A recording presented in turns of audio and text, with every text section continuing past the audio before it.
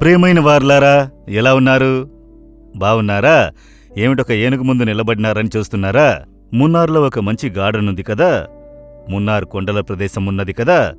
కేరళలో అందమైన ప్రదేశం. ఇక్కడొక అందమైన ఏనుగును చేసి ఉంచారు. న్యాచురల్గా ఉన్నది కదా. రియల్ ఏనుగు వలె ఉన్నది. ఒక కాలంలో ఈ ఊర్లోనికి ఒక ఏనుగొచ్చి గందరగోళం చేసిందట. అది ఒక పెద్ద ఏనుగు. దాని జ్ఞాపకముగా దీనిని చేసి ఉంచారు.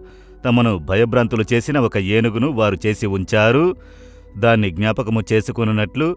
సరే, దేవుడు నాకు ఏ మాటను ఉంచినారు అని అనుకుంటున్నారా?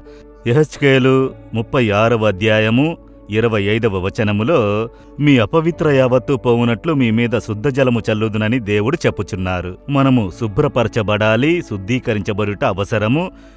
ఇక్కడ చూడండి, ఒక ఇంటిని ఊడ్చి శుభ్రం చేస్తాము. మీరు ఉన్న ఆఫీసుని క్లీన్ చేసి శుభ్రము చేస్తాము.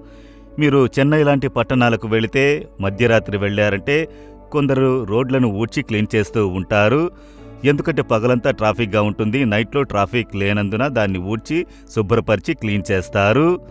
పగలంతా అనేకమైన కుప్ప చేరుతుంది. రాత్రి క్లీన్ చేసినందున ఉదయమున శుభ్రంగా ఉంటుంది. ఒక పార్కు వెళ్ళామంటే శుభ్రముగా ఉంటుంది. ఎందుకంటే ముందు రోజు రాత్రివేళ క్లీన్ చేసి శుభ్రము చేస్తారు. మనం పాపముతో నిండిన లోకంలో జీవిస్తున్నాము. పాపపు మరక పడి ఉన్నది. కోపం, ఇచ్ఛ, కొన్ని సందర్భాల్లో కోపంతో రెచ్చిపోవుట, కొన్ని సందర్భాల్లో తప్పైన మాటలు, ఈ విధంగా పాపపు కుప్పచేరి పొర్లిపోతుంది.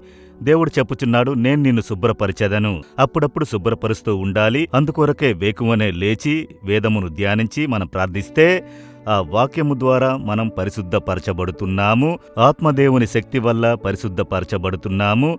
దేవుడే మన కుప్పనంతా తీసివేసి పరిశుద్ధపరుస్తున్నారు. నేను నిన్ను శుభ్రపరిచెదను, నీవు శుద్ధుడగుదువని చెబుతున్నారు.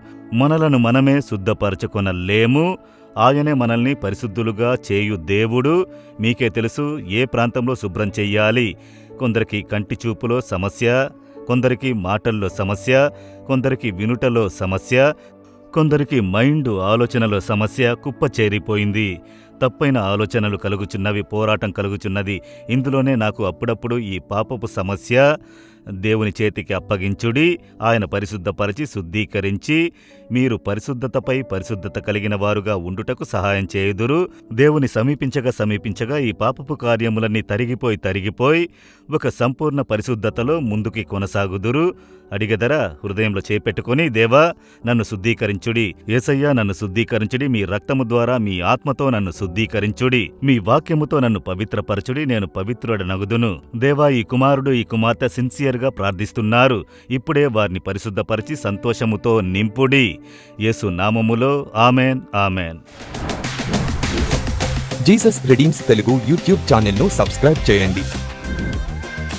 సబ్స్క్రైబ్ బటన్ను క్లిక్ చేయండి మరియు బెల్ బటన్ను నొక్కండి. ప్రతిరోజు కార్యక్రమ సమాచారం పొందండి.